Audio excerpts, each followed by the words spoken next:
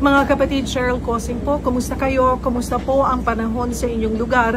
Just to give you an update ukol po sa bagyong Uwan, kagabi ay pumasok na po ito sa loob ng Philippine Area of Responsibility at nag-intensify pa ito, lumakas sa typhoon strength.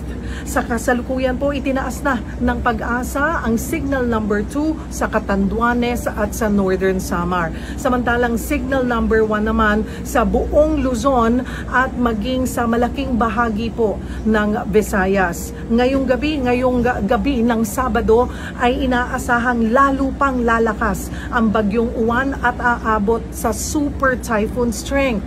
At bukas po ng gabi, Linggo ng gabi or Lunes ng madaling araw, inaasahan na itong maglandfall sa may bahagi ng Isabela or Aurora. So maging handa po tayo sa malalakas na hangin at tuloy-tuloy na malakas na buhos ng ulan na dulot nitong bagyong Uwan. Tumutok po kayo sa inyong mga LGU, sa Pag-asa, sa One News, sa One PH at sa News 5 para sa update ukol sa bagyong Uwan. Mag-ingat po tayong lahat.